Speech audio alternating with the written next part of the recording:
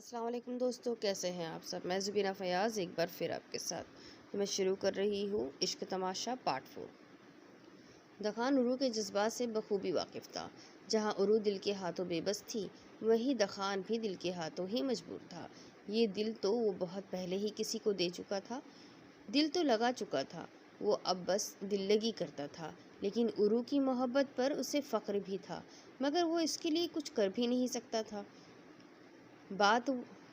یہی بات وہ بارہا عروح کو کہہ چکا تھا، نہ جانے کتنی دفعہ اسے سمجھا بھی چکا تھا کہ جس راستے پر عروح چل رہی ہے وہاں سے دکھ اور تکلیف کے سوا اسے کچھ نہیں ملے گا، مگر عروح اس سے دستبردار ہونے کو راضی نہیں تھی۔ کہیں نہ کہیں دخان اس کے جذبات کا احترام کر کے اس کے ساتھ تھا، اور وہ اس کا دل توڑنا نہیں چاہتا تھا۔ جب ہی ہر بار وہ واپس آ جاتا تھا، مگر ایک دن تو ان کے راستے الگ ہونے ہی تھے۔ وہ ڈرتا تھا کہ عروح خود کو کوئی نقصان نہ پہنچا لے، کیونکہ اس کے لیے تو پاگل تھی۔ اب تو بس ہر وقت وہ یہی دعا کرتا تھا کہ عروح کو اس کی محبت میں صبر آ جائے۔ دخان کو نہ چاہتے ہوئے بھی عروح اس کے بہت قریب ہو گئی تھی۔ اب تو وہ اپنی بہت سی باتیں جو وہ کسی سے نہیں بتاتا تھا اسے بتانے لگ گیا تھا۔ عروح خوش تھی کہ چلو اس نے اتنا مقام بھی حاصل کر لیا۔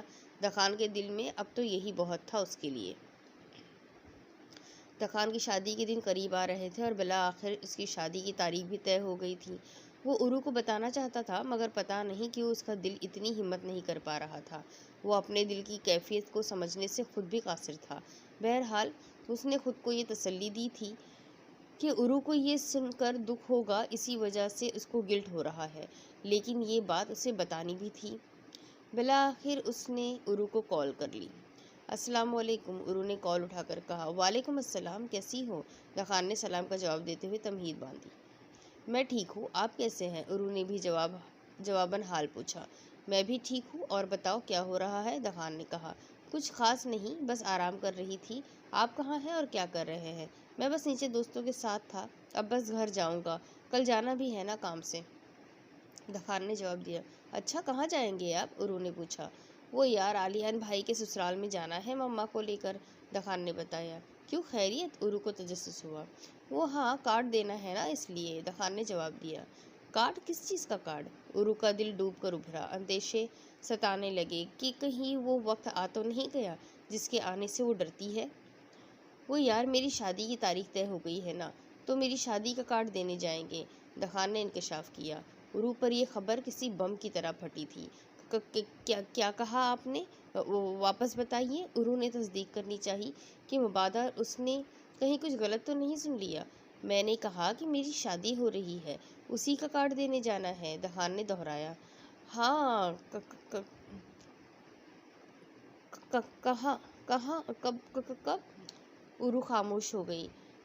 کچھ دیر کے بعد طویل خاموشی کے باعث دخان نے پوچھا، کہاں کھو گئی ہو؟ عروح جو یہ خبر سن کر سکتے میں چلی گئی تھی، ہوش میں آئی۔ دو آنسو ٹوٹ کر رخسار پر گرے۔ بمشکل الفاظ ادا کیے، مبارک ہو۔ شکریہ، دخان نے کہا۔ وہ جانتا تھا کہ عروح کو کیسا لگ رہا ہوگا یہ سن کر، مگر وہ اس کے لیے کچھ بھی تو نہیں کر سکتا تھا۔ تم ٹھیک ہو نا؟ دخان نے پوچھا۔ جی میں ٹھیک ہوں، میں بالکل ٹھیک ہوں، انفیکٹ بہت خوش ہوئی ہوں یہ سن کر۔ مٹھائی کہاں ہے؟ عروح نے جھوٹ بولتے ہوئے خود کو کمپوز کر لیا۔ ہاں، جب بولو گی تب کھلا دوں گا، دخان نے حامی بھری۔ چلے ٹھیک ہے، عروح نے کہا۔ اور بتائیں، میرے گھر کب آ رہا ہے آپ کا کارڈ؟ عروح نے بہتی آنکھوں کو صاف کرتے ہوئے پوچھا۔ انشاءاللہ بہت جلد، دخان نے کہا۔ ٹھیک، عروح نے جواب دیا۔ اور بتاؤ، دخان نے پوچھا۔ اور تو نیند آ رہی ہے بس، عروح نے جانے کا بہانہ ڈھونڈا۔ اچھا چلو سو جاؤ، بعد میں بات کریں گے، اللہ حافظ۔ اللہ حافظ، عروح نے دھیرے سے کہا اور کال کاٹ دی۔ ساتھ میں اپنی دبی ہوئی سسکیوں کو باہر نکال آنسو باندھ توڑ کر باہر آنے لگے۔ عروح نے تکیہ اٹھا کر منہ پر رکھ لیا تاکہ اس کے گھر میں کسی کو آواز سنائی نہ دے۔ پوری رات اس نے روتے ہوئے گزاری، یہاں تک کہ فجر کی آواز اس کے کانوں میں گونجنے لگی۔ وہ وضو کرنے اٹھ گئی۔ روتے ہوئے وضو کیا، زاروں قطار روتے ہوئے نیت باندھی، آنسو تھے کہ تھمنے کا نام ہی نہیں لے رہے تھے، آواز زبان کا ساتھ نہیں دے رہی تھی۔ آنکھیں میچ کر اس نے اللہ اکبر کہا اور پھر سے زاروں قطار رونے لگی۔ اللہ کے کلام کے ہر الفاظ کو دل سے پڑھ رہی تھی۔ دل غم کی شدت سے پھٹ رہا تھا اور وہ رب کے حضور میں سجدہ ریز تھی، اپنے رب کے سامنے رو رہی تھی۔ وہ جانتی تھی وہ مالک اسے سنبھال لے گا۔ رو رو کے نماز ادا کی، دعا کے لیے ہاتھ کھڑے کیے تو ایک بار پھر آنسوؤں کی جھڑی لگ گئی۔ الفاظوں نے ساتھ چھوڑ دیا، بس اس رب کے سامنے ہاتھ جوڑے وہ بیٹھی روتی رہی۔ کافی دیر تک یوں ہی بیٹھنے کے بعد اس نے کہا، اے میرے مالک، میرے گناہوں کو معاف فرما دے، مجھے معاف فرما دے، اپنا کرم فرما دے، مالک اپنا کرم فرما دے، اور چہرے پر ہاتھ پھیرتی سجدہ ریز ہو گئی۔ کافی دیر تک رب کے حضور جھکے رہنے کے بعد جب وہ اٹھی تو آنسو رک چکے تھے۔ اس نے جانماز طے کی اور خود کو مصروف کرنے کی نیت سے کچن میں چلی گئی۔ دخان کی دوسری طرف دخان کی شادی کا کارڈ ہاتھ میں پکڑے ہوئے وہ نم آنکھوں سے مسکرا رہی تھی۔ اب وقت آ گیا تھا کہ وہ خود کو دخان کی زندگی سے نکال دے۔ پرسوں سے اس کی شادی کی تقریبات شروع ہو رہی تھی۔ اس نے آج دخان سے آخری ملاقات کرنی تھی۔ اس نے دخان کو میسج کیا کہ وہ آج رات ملنا چاہتی ہے۔ دخان بہت مصروف تھا مگر پھر بھی اس نے حامی بھر لی۔ آدھی رات کے وقت وہ دونوں ایک دوسرے کے سامنے کھڑے تھے۔ عروق کالا جوڑا پہنے ہوئے تھی، لمبے بال کھلے ہوئے، میک اپ سے عاری چہرہ، ہونٹوں پر مسکراہٹ لیے، مگر آنکھیں اس کی آنکھوں پر آ کر دخان ٹھہر گیا۔ اس کی آنکھیں اس کی حالت کا پتہ بتا رہی تھی۔ عروق نے فوراً آنکھیں چرائی۔ دخان بھی اسی کی طرح خاموش کھڑا رہا اور وہ بھی بس اسی کو دیکھ رہی تھی۔ کسی کو تو آغاز کرنا ہی تھا۔ عروق نے شروع کی، شادی مبارک ہو، مجھے پتا تھا کہ آپ کافی بزی ہوں گے پر پھر بھی آپ آ گئے، اس کے لیے شکریہ۔ نہیں، شکریہ کی کوئی بات نہیں ہے، دخان نے جواباً کہا۔ عروق بس اسی کی طرف دیکھ رہی تھی، پلکیں جھپکائے بغیر۔ یہ ہماری آخری ملاقات ہے، عروق نے ہمت جمع کر کے کہا۔ دخان سے کوئی جواب نہ بن سکا تو اس نے بس پر اکتفا کیا۔ عروق کی پلکیں بھاری ہونے لگیں اور مزید نہیں رک سکتی تھی۔ اس نے دخان کا چہرہ اپنے ہاتھوں میں لیا اور اس کے ماتھے پر اپنے لب رکھ دیے، ساتھ ہی وہ موتی اس کے آنکھوں سے گرے۔ اپنے ماتھے کو اس کے ماتھے سے ملا کر اس نے اپنی آنکھیں بند کر لی اور اس کے سامنے رونا نہیں چاہتی تھی۔ اس نے دخان کے سینے پر اپنے دونوں ہاتھ رکھ کر اسے خود سے دور کرتے ہوئے کہا، جاؤ، اللہ تمہیں ہمیشہ اپنی امان میں رکھے، خوش رہو، اور اس سے دور ہو گئی۔ دونوں نے ایک دوسرے کو دیکھا اور دخان الٹے قدم اٹھاتا ہوا چلا گیا۔ عروق جو کب سے خود پر ضبط کیے ہوئے تھی، بھاگتی ہوئی گھر چلی گئی۔ گھر میں گھستے ہی اس نے وہ گولیاں نکالی جو اس نے سنبھال کر رکھی ہوئی تھی۔ اس نے روتے ہوئے نیند کی 2 گولیاں نگلی اور گلاس پر گرفت مضبوط کر لی۔ آنسو روکنے کی سعی میں اس نے مٹھیاں بھیجی ہوئی تھی اور اسی وجہ سے کانچ کا گلاس اس کے ہاتھ میں ہی ٹوٹ گیا۔ ہاتھ میں کانچ گھسنے کی وجہ سے فوراً خون نکلنا شروع ہو گیا۔ اس نے دوسرے ہاتھ سے کانچ باہر نکال کر پھینک دیا اور بہتے خون کو دیکھنے لگی۔ کبھی کبھی انسان بے بسی کے اس مقام پر ہوتا ہے کہ خود کو اذیت دے کر اسے سکون ملتا ہے۔ عروق کی کیفیت بھی کچھ ایسی ہی تھی اس وقت۔ اس نے ٹوٹے ہوئے ٹکڑے سمیٹے اور انہیں پھینک کر لیٹ گئی۔ دوائی اپنا اثر دکھا رہی تھی، وہ جلد ہی اپنے ہاتھ کو دیکھتی دیکھتی سو گئی۔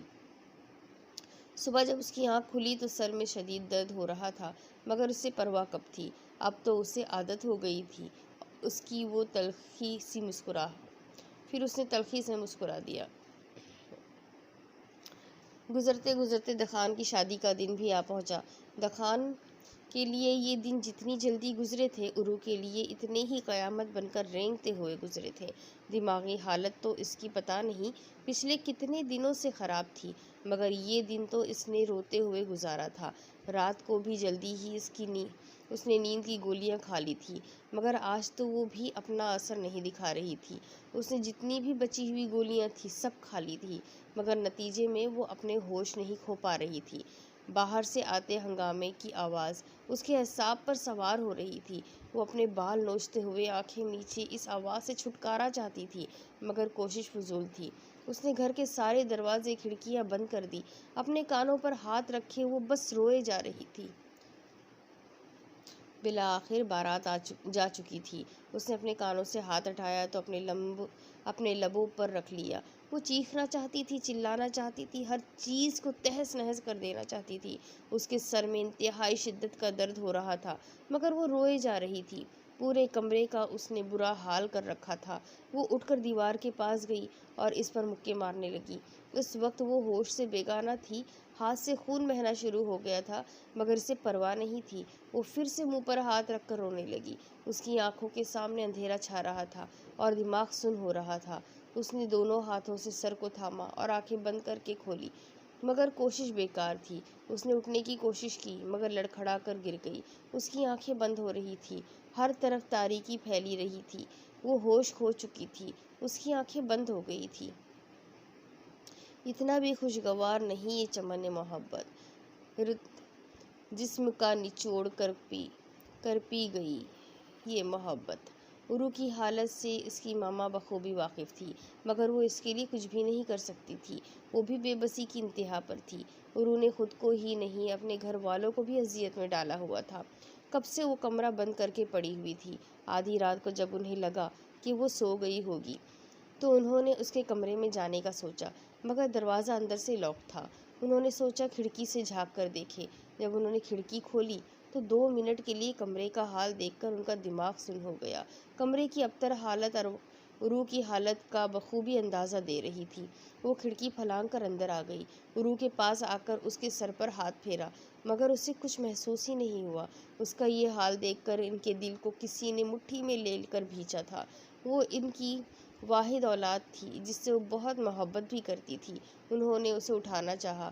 عروع بیٹا اٹھو، بستر پر آ جاؤ۔ اس کا چہرہ تھپ تھپاتے ہوئے انہوں نے اسے اٹھانا چاہا، مگر اس پر تو کوئی اثر ہی نہیں ہوا۔ ان کا دل ڈولنے لگا۔ عروع عروع اٹھو عروع۔ انہوں نے پھر سے کوشش کی، مگر سب بیکار تھا۔ انہوں نے اسے اٹھانا چاہا تو وہ جھول کر ان کی باہوں میں گر گئی جیسے کوئی بے جان وجود ہو۔ عروع کی ماما کی تو جان ہی نکلنی جا رہی تھی۔ انہوں نے اپنے بھائی کو فوراً فون کیا، کیونکہ ان کے شوہر تو اپنے گھر گئے ہوئے تھے۔ عروع کے ماموں ماما اسے لے کر فوراً ہسپتال گئے، جہاں ڈاکٹر نے اسے فوراً ایڈمٹ کر لیا۔ اس کی سانسیں بہت مدھم چل رہی تھی، اس کی بہت کریٹیکل کنڈیشن تھی۔ عروع کی ماما بس زار و قطار روئے جا رہی تھی۔ دوسری طرف دخان اسٹیج پر اپنی وائف کے ساتھ بیٹھا تھا۔ یہ وہی دن تھا جس کا اسے بے صبری سے انتظار تھا، مگر اس کا دل بے چین تھا۔ ایسا لگ رہا تھا کہ کہیں کچھ بہت غلط ہو رہا ہے۔ وہ نہ چاہتے ہوئے بھی ایسی ہی سوچوں میں گھرا ہوا تھا۔ اس کو سمجھ نہیں آ رہا تھا کہ وہ اس کو کیا ہو رہا ہے۔ شادی کی تقریب سے فراغت کے بعد وہ بارات کے ساتھ واپس آ گیا تھا، اور اس کے دوست اس کی بارات کی واپسی پر ہلا گلا کیے ہوئے تھے۔ آتش بازی ہو رہی تھی، سب اسے مبارکباد دے رہے تھے، مگر اس کا دل اور دماغ سکون میں نہیں تھا، کہیں کچھ غلط ہونے کا اشارہ دے رہے تھے۔ وہ سب کو چھوڑ کر گھر آ گیا، اپنے کمرے میں پہنچا جہاں ایلیزا اس کی منتظر تھی۔ وہ آ کر اس کے پاس بیٹھ گیا۔ ابھی اس نے کچھ کہنے کے لیے لب کھولے ہی تھے کہ فون کی رنگ ٹون نے اسے بولنے سے روک دیا۔ اسکرین پر نمبر جگمگا رہا تھا، مگر اس کے موبائل میں موجود ایپ سے کال کرنے والے کا نام شو ہو رہا تھا، جو کہ عروع کی ماما کا تھا۔ اس نے سوچتے ہوئے کال اٹھائی۔ ہیلو۔ عروع کا نروس بریک ڈاؤن ہوا تھا، اس کی حالت بہت خراب تھی۔ ڈاکٹرز نے معذرت کر لی تھی کہ وہ عروع کو نہیں بچا سکتے۔ عروع کو ہوش تو آ گیا تھا، مگر نیم بے ہوشی کی حالت میں تھی۔ زبان پر 2 ہی لفظ تھے جسے وہ پکار رہی تھی، ماما اور دخان۔ ڈاکٹرز نے یہ سن کر ان دونوں کو عروع سے ملانے کا مشورہ دیا تھا۔ ماما نے دخان کو کال کر دی تھی اور اس سے آنے کی گزارش کی تھی۔ وہ عروع کے پاس ہی بیٹھی ہوئی تھی، اس کا ہاتھ پکڑے رو رہی تھی۔ عروع کو اپنے ہاتھ پر ان کی بھیگی آنکھوں کا لمس محسوس ہوا تھا تو اس نے اپنی بند ہوتی ہوئی آنکھوں کو کھولنے کی کوشش کی۔ نیم کھلی آنکھوں سے اس نے اپنی ماں کو دیکھا۔ ماما۔ روتے ہوئے اس نے بمشکل الفاظ ادا کیے۔ آواز پر ماما نے اس کے سر پر ہاتھ پھیرا۔ جی میرا بیٹا، انہوں نے ہمت سے کہا، مجھے معاف کر دے پلیز۔ وہ کہتے ہوئے پھر سے رو پڑی۔ نہیں میری بچی، چپ ہو جاؤ، کچھ نہیں ہوگا تمہیں۔ معافی مت مانگو، میں تم سے ناراض نہیں ہوں، انہوں نے پیار سے کہا۔ وہ اسے اور خود کو جھوٹی تسلی دے رہی تھی۔ میں جانتی ہوں کہ میں نے آپ کا بہت دل دکھایا ہے، ہو سکے تو مجھے معاف کر دیجیے گا، ارو نے اٹکتے ہوئے کہا۔ ماما نے اسے روتے ہوئے چپ کروا دیا اور بات کرنے سے منع کر دیا۔ اس کی سانسیں اکھڑ رہی تھی مگر اس کی منتظر نگاہیں دروازے کی طرف تھی۔ نہ جانے کیوں اس کا دل خواہش کر رہا تھا کہ دخان آئے گا۔ اس نے مسکرانے کی کوشش کی مگر کامیاب نہ ہو سکی۔ اس نے اپنی خواہش کو ترک کرنے کی نیت سے آنکھیں بند کر لی۔ اس کے آنسو تکیے نے جذب کر لیے۔ میں نے اپنی اور اس کی محبت کے درمیان کسی دوسرے کی شرکت کے باوجود بھی اسے چاہنے کی حد کر دی تھی، فقط حد کر دی کہ عین اسی وقت کمرے کا دروازہ کھلا اور دخان اندر داخل ہوا۔ اندر پڑے وجود کو دیکھ کر اسے اپنی بینائی پر شک ہوا۔ ارو کیا سے کیا ہو گئی تھی؟ صرف چند ہی دنوں میں وہ سالوں کی بیمار لگ رہی تھی۔ دخان کے دل کو کچھ ہوا۔ وہ آہستہ آہستہ قدم اٹھاتا اندر آیا۔ قدموں کی چاپ سن کر ماما نے سر اٹھایا اور دخان کو دیکھا۔ وہ ان سے نظریں نہیں ملا پا رہا تھا۔ تم مل لو اس سے، میں باہر ہوں، یہ کہہ کر وہ باہر چلی گئی۔ وہ سر جھکاتا ہوا دھیرے دھیرے ارو کے سرہانے آ کر بیٹھ گیا اور اس کا ہاتھ تھام لیا۔ کسی کا لمس محسوس کر کے اس نے آنکھیں کھولی۔ دھندلی آنکھوں نے اسے جو عکس دکھایا وہ اسے قبول نہیں کر پا رہی تھی۔ اس نے آنکھیں بند کر کے واپس کھولی مگر ابھی بھی اس کے سامنے دخان کا چہرہ ہی تھا۔ اس نے بے یقینی سے کہا، آپ؟ ساتھ اشک بہنے شروع ہو گئے۔ دخان نے اس کے آنسو صاف کیے اور اس کے بالوں میں ہاتھ پھیرنے لگا۔ یہ کیا حال بنا رکھا ہے اپنا؟ دخان نے خود پر ضبط کر کے کہا تو تھا کہ آپ کے بغیر مر جاؤں گی، نہیں دیکھ سکتی آپ کو کسی اور کے ساتھ۔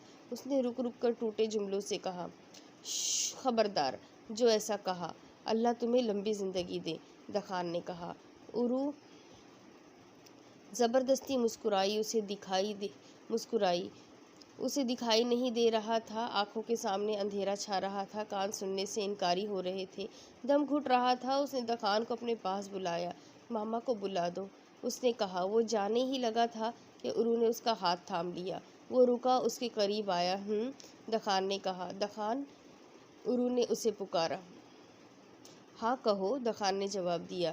ماما کو ساتھ لے کر آنا، ارو نے آخری فرمائش کی۔ اچھا، اس نے کہا۔ اور سنو، ارو نے پھر سے کہا۔ کہو، دخان نے پھر سے کہا۔ آئی لو یو، ارو نے پہلی بار دخان کے روبرو اعتراف کیا۔ 2 پل کے لیے دخان نے خود کو ملامت کی اور باہر چلا گیا۔ اس سے ضبط نہیں ہو رہا تھا۔ وہ ماما کو لے کر واپس کمرے میں آ گیا۔ ماما ارو کے سرہانے بیٹھ گئی۔ ارو نے ان کا ہاتھ تھام لیا اور دخان کو بلایا۔ دخان اس کے قریب گیا تو دوسرے ہاتھ سے اس نے دخان کا ہاتھ بھی تھام لیا۔ میں آپ دونوں سے بہت محبت کرتی ہوں، اس نے کہا اور ان دونوں کے ہاتھ اپنے لبوں پر رکھ لیے۔ اب کچھ ہی منٹوں بعد انہیں محسوس ہوا کہ ان کے ہاتھوں پر ارو کی گرفت ڈھیلی ہو گئی۔ ماما نے ہاتھ نکالنا چاہا تو ارو کا ہاتھ اس کے پہلو میں گر گیا۔ ارو، ماما چیخی، ڈاکٹر کو بلاؤ، اور اسے جھنجھوڑنے لگی جو اس دنیا کو اور ان سب کو چھوڑ کر جا چکی تھی۔ ارو ارو، وہ روتے ہوئے اسے پکار رہی تھی اور دخان بس سن سا ہو کر رہ گیا، اسے دیکھتے ہی جا رہا تھا۔ ڈاکٹرز نے آ کر اس کی ڈیتھ کی تصدیق کر دی۔ ماما صدمے سے نڈھال ہو کر گر چکی تھی اور دخان مرے مرے قدم اٹھاتا ہاسپٹل سے نکل گیا۔ وہ بھی صدمے میں تھا۔ ایک ہنستی کھیلتی لڑکی اس کی محبت میں اپنی زندگی ہار گئی تھی۔ وہ خود کو کبھی معاف نہیں کر سکتا تھا۔ اسے ساری زندگی اب اس پچھتاوے کے ساتھ گزارنی ہوگی۔ عمر روا میں جو نہ کر پائی یہ فیصلے، بعد میرے وہ اپنا ہونے کا دعویٰ کریں گے۔ ارو کی موت کو 4 سال ہو گئے تھے۔ وہ ہر سال کی طرح آج بھی دخان اس کی قبر پر بہت سارے لال گلاب لیے بیٹھا رو رہا تھا۔ دیکھو، تمہیں گلاب پسند تھے نا؟ تم ہمیشہ مجھ سے کہتی تھی کہ آپ نے کبھی مجھے پھول نہیں دیے، اب دیکھو جب میں لاتا ہوں تو تم لیتی نہیں ہو۔ اس نے بھیگی آنکھیں صاف کی۔ تمہیں یاد ہے میں نے ایک دفعہ تم سے کہا تھا کہ جب تم مجھ سے روٹھو گی اور مانو گی نہیں تو میں تمہیں پھول دے کر مناؤں گا، اور تم نے خوش ہو کر کہا تھا کہ اگر آپ واقعی ایسا کرو گے تو میں فوراً مان جاؤں گی۔ تو اب تم کیوں نہیں مان رہی؟ اٹھ جاؤ نا یار، مان جاؤ نا پلیز، تمہیں میری قسم ہے۔ تو تم میری قسم کبھی نہیں توڑتی تھی نا، اب کیوں نہیں سن رہی؟ آ جاؤ پلیز۔ وہ بچوں کی طرح بلک بلک کر رو رہا تھا۔ تم کہتی تھی نا کہ اپنی محبت سے ایک دن میرے دل میں جگہ بنا لو گی۔ مجھے تم سے محبت ہو جائے تو میں اعتراف کرتا ہوں ارو، میں اعتراف کرتا ہوں کہ مجھے تم سے محبت ہے، بہت محبت ہے۔ تم تو میری خوشیوں کی، میرے سکون کی دعائیں مانگتی تھی نا، لیکن انہیں تو تم اپنے ساتھ لے گئی، اپنی محبت کے ساتھ میرا سکون بھی لے گئی، صرف پچھتاوے رہ گئے میرے پاس۔ وہ رو رہا تھا، اپنی محبت سے اس کی واپسی کی بھیک مانگ رہا تھا، مگر اب بہت دیر ہو چکی تھی، اس نے لوٹنے میں بہت دیر کر دی تھی۔ کافی دیر تک اس کی قبر پر بیٹھے رہنے کے بعد اس نے فاتحہ پڑھی اور اس کی مغفرت کی دعا کرتے ہوئے واپس چلا گیا، کیونکہ محبت کرنے والی یہ لڑکی اب ہمیشہ کے لیے اس سے دور چلی گئی تھی۔ یہ کہانی یہی ختم ہوتی ہے۔ امید کرتی ہوں آپ لوگوں کو یہ کہانی پسند آئی ہوگی۔ اس کہانی میں یہ بھی بتایا گیا ہے کہ جو لڑکے کسی لڑکی سے سب کچھ جانتے ہوئے کہ شاید وہ زندگی میں اسے اپنا نہیں سکتے، لیکن پھر بھی دل لگی کرتے ہیں، تو اس دل لگی سے وہ کسی کی جان بھی لے سکتے ہیں۔ کوئی انسان اپنی زندگی سے بہت دور جا سکتا ہے، صرف اور صرف یہ دل لگی تمہارے لیے صرف دل لگی رہتی ہے، پر شاید کسی اور کے لیے وہ زندگی بن جاتی ہے۔ تو بس اس بات کا خیال رکھے کہ کسی کا دل نہ توڑے، کسی کے دل میں اس قدر جگہ نہ بنائے کہ سامنے والا شاید کبھی آپ کو بھول نہ پائے، یا آپ کے لیے وہ اپنی جان ہی دے دے، اور ایسی حرکتوں سے بچنے کی کوشش کریں۔ اللہ سب کو نیک ہدایت دے، غلط محبت سے، اس شراب سے، حرام اور حلال کے فرق سے، سب کو اللہ صحیح ہدایت میں رکھے، آمین۔ اسی کے ساتھ کہانی تو ختم ہو گئی۔ امید کرتی ہوں کہانی آپ لوگوں کو ضرور پسند آئی ہوگی۔ اگلی ایک اور نئی کہانی کے ساتھ ہم پھر ملیں گے انشاءاللہ۔ اللہ حافظ۔